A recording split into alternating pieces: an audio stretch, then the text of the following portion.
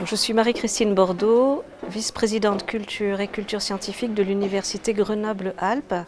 Et je suis également responsable pédagogique d'un parcours de master en information communication qui est spécialisé sur la communication scientifique, la médiation et la culture scientifique. Et je suis venue avec les étudiants de ce master. Alors nous avons souhaité mettre en place un partenariat avec Imaginascience parce que lorsque j'ai lu le programme de la première édition, il m'a semblé que dans ce festival, on aborde des questions qui sont aussi des questions de recherche et de pédagogie et qui nous touchent de très près, c'est-à-dire comment on représente la science, comment on la diffuse, comment on la fait circuler et aussi comment on la transpose. Alors au départ, j'avais compris que c'était très ciblé sur l'image, mais je vois que par exemple aujourd'hui, le thème du journalisme 2.0, on est vraiment sur les représentations et la circulation de la science. Donc il y a une grande convergence entre les sujets qui sont traités dans ce festival et ce que nous enseignons et faisons pratiquer à nos étudiants. Donc pour nous, c'est presque un terrain d'expérimentation. Alors les étudiants retirent beaucoup de bénéfices de cette expérience. D'abord, ils quittent notre campus pendant 2 jours. Ils sont hébergés sur place, donc il y a comme ça 2 jours pleins consacrés entièrement à des questions de diffusion des sciences. Ils sont également des acteurs de ces rencontres puisqu'ils sont en train de faire un live tweet et qu'il y a une étudiante qui m'a montré ses dessins, donc elle est en train de faire des dessins en direct. Donc ils font de la production, ils sont engagés à participer de manière très active aux ateliers.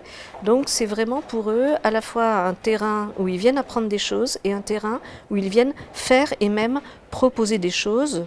J'ajouterai que l'année dernière, je pense que ça va être la même chose cette année, ils font un réseautage intensif de recherche de stages et puis de rencontres avec les milieux professionnels.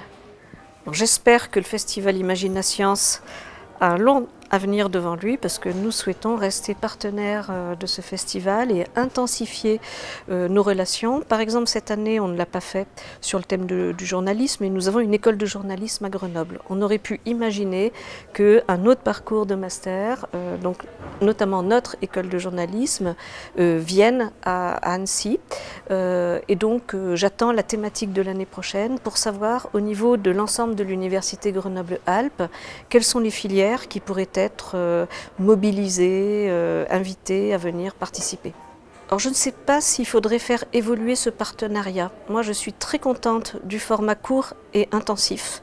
C'est ce qui manque à l'université puisque l'université a des emplois du temps pédagogiques de plus en plus proches des emplois du temps du second degré. Et justement là on a un format beaucoup plus professionnel d'apprentissage où pendant 2 jours on fait abstraction de tout le reste et on est complètement concentré sur un événement, sur des choses à faire, sur une thématique. Donc l'idée de centrer ça sur 2 jours me convient parfaitement.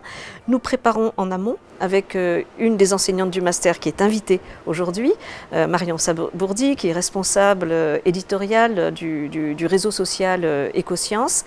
Et on va continuer à l'exploiter après les 2 journées. Donc pour moi, c'est un format absolument idéal. C'est difficile de bousculer davantage une maquette de formation.